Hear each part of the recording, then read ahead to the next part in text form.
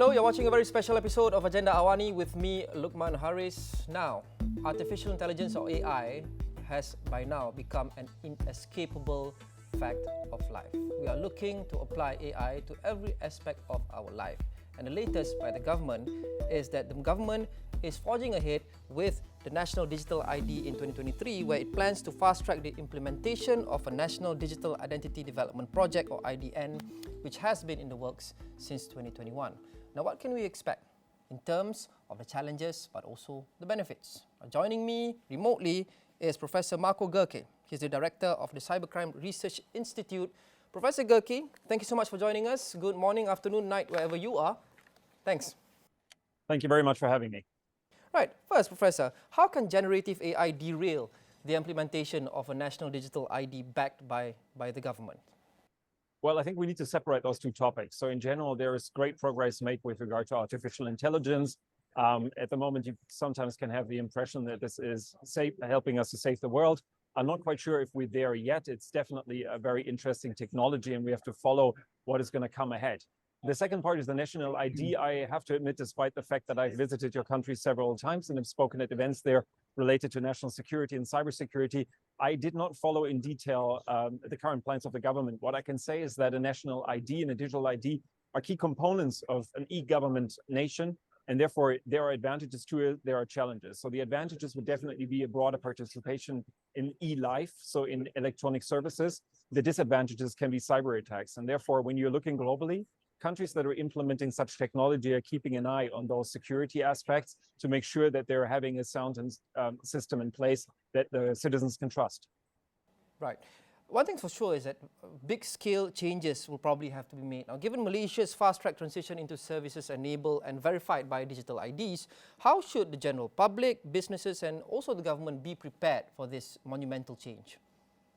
I think this is a really crucial point. You have to bring everybody, all the stakeholders on board. So it's the one thing to ensure that the government and government institutions are ready for this transition. It's another thing that you have to ensure that citizens and businesses are coming with you on this process. So the regular process that I see in different countries around the world that I'm advising on those digitalization aspects is that we are trying to identify where different businesses and citizens can benefit from this kind of technology and putting this up front. So to show them the showcases, here, this is where you're benefiting from this in the future. It can be applying for a driver's license, or it can be for businesses doing transaction and services. So therefore, my suggestion would be, as a general suggestion from an outsider who is not based in your country, would be to follow these overall processes that we're seeing as positive around the world. All right. And coming back to what you said about cybersecurity, there are potential big risks there. Now, having assisted several countries in drafting cybercrime legislation, how should lawmakers here in Malaysia prepare to safeguard the public from sophisticated, ever-evolving criminals and also tools now potentially powered and boosted by generative AI? So what I can say is that while I was visiting your country in the past and have participated in conferences related to this topic, is that the government is very well aware. There are basically two things that are necessary from my point of view. The one thing is to follow the international discussion, international developments in this regard, as you can learn from this. We do not need to reinvent the wheel. On the other hand side, we have to be very mindful about the culture, the history, and the legal landscape in your country. So any measure that is taken needs to be adjusted to your national demands and to your culture. When it comes to generative AI, I think it is very early at this stage. We're going to see what kind of technology, what kind of services are going to be implemented. We're currently seeing the first one popping up. We have to make sure that we follow this. I don't think it is necessary that the legal framework is first, but it is one essential component. And I suggest to have a look at other examples. The Biden White House just passed an executive order in this regard. The European Union is working on an AI Act. Have a look at what others are doing, see what fits for you, and implement it. Right. So besides those countries, what are the countries? I mean, we're looking at best market practices, right? So what are countries that have successfully implemented national digital IDs with strong safeguards against cyber attacks? This is, again, very difficult for me to comment on because I'm not aware about the specifics of the plan that you're implementing. So it's sometimes difficult to compare. But we had the former president of Estonia here, one of the countries, definitely a smaller nation compared to your country, but a country that very successfully implemented e-government services and national IDs. And therefore, I think this would be a typical example to look to. Right. How can we use AI to further protections for our national digital ID databases. I think we talk about AI actually potentially boosting security risks, but how do we flip that coin and use AI to our advantage in terms of boosting security? Well, artificial intelligence has obviously been utilized by criminals already. They can enhance their attacks. However, at the same time, it is used to protect computer systems. It is used for cybersecurity purposes. So we can use it in our defense strategies as well. I think I would not put too much focus currently on seeing AI as a key component in protecting a national identity, a digital identity, because it is at a very early stage. However, it can be one component of a cybersecurity strategy. Right. How about adoption and awareness? Because here in this country, there are pockets of society who still not very much technologically savvy. So how do you see the challenges present itself in terms of getting everyone on board with using national digital IDs? Well, that's a key issue, absolutely. So awareness raising is a fundamental component. This is what I meant when I, in the beginning, mentioned that you should try to get all the stakeholders on board. I believe this needs to be done on a community level. That means definitely in your capital, I had the impression that a lot of people are using information communication technology. While it might be in rural areas, might be different, it is very important to speak with the local stakeholders there to transport the messages and showcase how people can benefit from the technology. What's your take on the age-old argument that if we digitalize everything, here in this country, we've already digitalized our road tax for cars, we've already digitalized our driving licenses, and it seems that the national digital ID is the last step. I always joke with friends that I dream of a day where I go out without having to bring my wallet, and my national ID is the last remaining obstacle to that. But detractors would say that's akin to putting all your eggs in one basket. If something happens to your device, if you lose it, if it's breached or something of that nature, then everything will be compromised. So what's your take on this?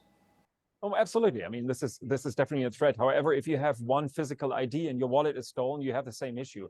There is a chance with regard to a digital device that you could be able to gain access to this document again. If you're losing your phone, you can buy a new phone and immediately get access to your ID again and to your driver's license. So in general, I see there are advantages to digital technologies. I don't want to give you the impression that I'm not aware that there are risks associated to it. However, if I'm looking at the overall framework and I'm seeing if we mitigate the risk or trying to mitigate the risk, we can build a technology that is stronger than the traditional technology. Right. Can you just give me probably a few best practices to prevent AI? I want to go back to AI just a bit because I do think I know you mentioned that it's probably too early to talk about AI, but I think it is a key component. So can you probably list down some best practices to prevent AI from derailing the best laid plans for a digital-based economy as a whole? Absolutely. So I think it is very important to better understand the artificial intelligence, the system that the people are designing. So we need to have a certain degree of transparency with regard to what are they designing, what are the test results. We have to ensure that there is no bias. We need some kind of accountability. In the EU, there are different approaches to develop frameworks. There are recommendations from a high-level expert group regarding to ethical aspects of using AI. There are specific guidelines which are developed, AP4AI, which are developed for law enforcement agencies using AI, which is a crucial issue. I mean, people would probably feel threatened if artificial intelligence is used in criminal investigations. Nevertheless, if you're respecting certain principle, I believe AP4AI is based on 12 different principles. If you're respecting those principles, I see a great advantage to using this kind of technology. I would be open and optimistic, but nevertheless, keep an eye on the fact that we need to operate it in a legal and ethical way. Right. I want to finish with a very simple question, Professor. It seems that everything is moving to the digital realm, as many think it should. 10, 15 years from now, maybe 20 years from now, what is left for the physical domain? Should we still keep things physically, and if yes, what? Or is it just 100% towards the digital realm? No, I would not advocate for moving completely in the digital room. I think there are aspects that you cannot substitute with digital. I'm here at a conference where people are meeting, hundreds of people are meeting, because this physical contact is important. You need to see your counterpart.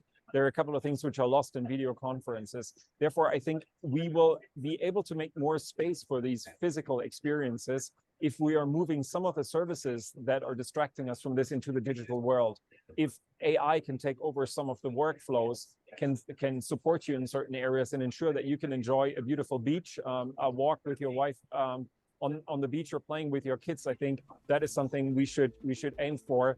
and not necessarily substituting everything with digital services and meeting your family online. Yeah, I completely agree, and us doing this via video conferencing does feel that something is kind of lost in between. So I do wish that you'll drop by our studio one of these days. But thank you so much, Professor Marco Gerke, Director of Cybercrime Research Institute and Agenda Awani. We'll be right back.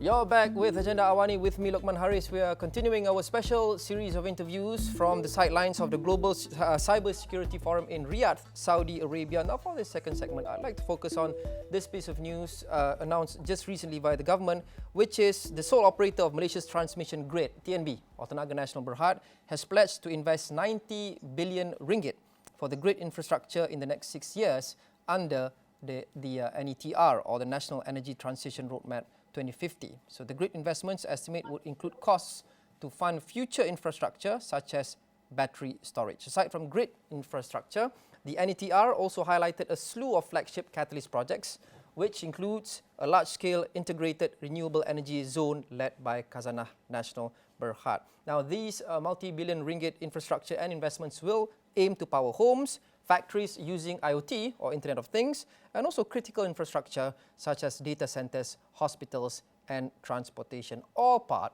of Malaysia's attempted transition to the digital economy. Now, joining me today from Riyadh is Mr. Kenneth Pentimonti. He is the Principal and European Engineer for Paladin Capital Group. Mr. Pentimonti, very nice to meet you. Very nice to meet you. Thank you for having me. Our pleasure. So, following all these announcements, how can Malaysia secure these critical infrastructures against cyber threats?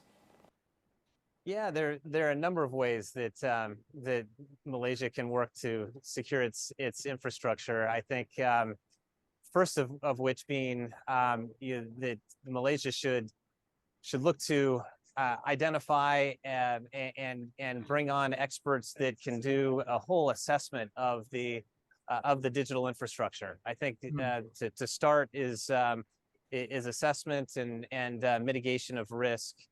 I think it's very easy to discuss kind of specific solutions. Cybersecurity is very broad and very vast as well. The different risk exposures, the different attack vectors are also very broad, and so I think to get a broad sense with experts that can come in, look at the whole infrastructure, and identify the key points of weakness is a very, very good first step. All right, yeah, please go ahead. Sorry, but speaking of which, what are the key measures in cybersecurity that grid operators must deploy alongside these investments into the energy infrastructure? Yeah, well, I think first to invest in technologies that secure the networks that those grids, those infrastructures are on, I think is critical to identify, to both protect and then identify potential attacks on those networks. I think is a critical first step. As well, making sure that technologies are in place to protect the communications and the information and data going in and out of those networks. That's critical. Making sure the critical data is encrypted. Those are a couple of critical initial steps. I would say people are also a huge part of the equation as well. Making sure that the people, the employees and other professionals that are within and operating those networks and operating that infrastructure are trained and knowledgeable about cybersecurity, I think is a huge piece to the equation as well. Yeah, you've kind of led into my next question, because the strongest chain is only as strong as its weakest link. So flipping over to the consumption side, to the consumer side, what about the data centers, the transportation service providers, the manufacturers, the remote workers? What can they do to protect against power outages resulting from a cyber attack? Yeah, well, they can make sure that they are secure and safe themselves. That they are following basic cybersecurity protocols. That they have good password controls in place. That they are that they are, have emails and other communications, that they are, those are as secure as can be. And I would say as well, they should make sure that to take on themselves that they are knowledgeable of kind of the key threats. Email and some of the the basic communication protocols are still the biggest attack vectors today in cybersecurity. And so a lot of kind of just basic blocking and tackling around passwords and email can go a long way in making sure that that those consumers, the supply chains around that infrastructure are safe. Right. Don't skip the basics. But we can also and we must use emerging, more advanced technologies to our advantage. Technologies such as AI, for example. Do you see AI playing a protective role in safeguarding such critical infrastructures? Or is AI more likely to be used by criminals or bad actors seeking to attack critical infrastructure of a country? Yeah, it's a great question. And I think the short answer is both. I think AI is going to play a critical role in allowing cybersecurity companies and next generation innovative technologies to be better at protecting critical digital infrastructure. It has huge potential. I think we're just at the tip of the iceberg.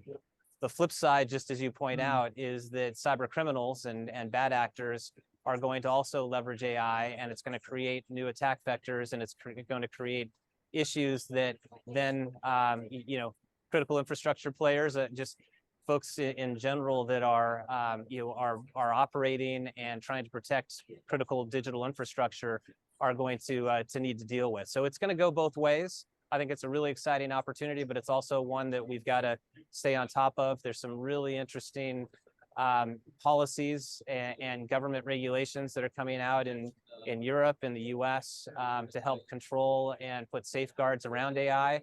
But there'll need to be some really, as you mentioned, there'll need to be innovation that helps deal with AI as well. Yeah, I'm not sure how much you can comment on Malaysia or the Asia Pacific region or Southeast Asia in that case, but do you see Southeast Asian countries, their systems, being able to withstand or safeguard against cyber attacks from very experienced professionals, if you can call them that? Yeah. Well, I'm not an expert on the Malaysian critical infrastructure, so I can't comment specifically on the setup and weaknesses or vulnerabilities or lack thereof. But what I can say is that if a lot of the basic cybersecurity policies, procedures, technologies are put in place there, that can go a long way. You never have an infrastructure, a system that is 100% safe. That's never going to happen, but you can reduce risk dramatically by, as I said before, just doing a lot of the basics, just making sure that the basic policies, procedures, technologies are in place and the people are trained in an adequate way. But it's a dynamic space. The threats are continually changing, and so it'll continue to mean putting resources and efforts against making sure that the next generation of technologies are put in place to continue to protect that infrastructure. Now, as with many things, this shift, this migration would presumably require tremendous amounts of investments. Now, at a time where a lot of governments, the Malaysian government included, choose to spend their limited funds on more pressing, maybe even populist issues such as controlling inflation and things like that, what do you say to governments who are saying that we simply don't have the financial capacity to execute this? Maybe we put this on the back burner, we think about it again in the next term and things like that. So what do you say to them?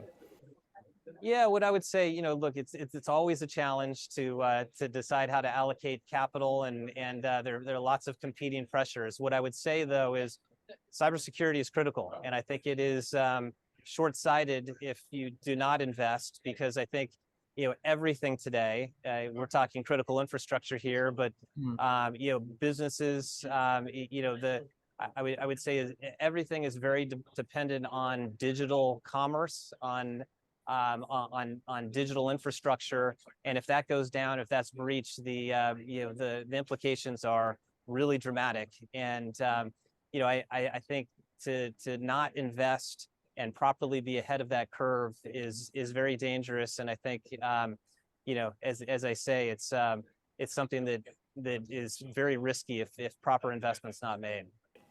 In terms of saving the environment, going green, or in Malaysia's case, having the target of going net zero by the year 2050, what can we expect this shift to bring in terms of the impact on that particular goal?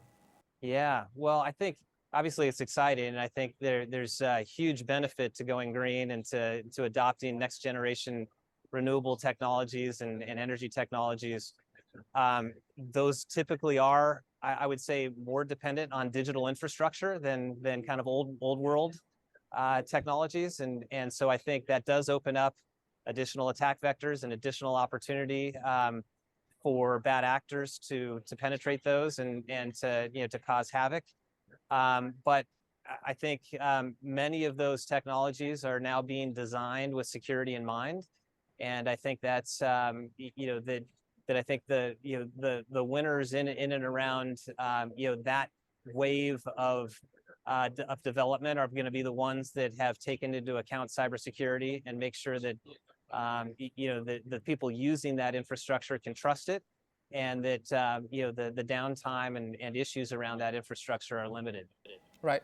Lastly, Mr. Pentimonti, what can you share with us in terms of what to expect from the Global Cybersecurity Forum in Riyadh? What do you hope to achieve? Because, the criticisms of these forums, things like Davos and international forums, is that it's just dialogue, but very few meaningful actions. So how do you respond to that?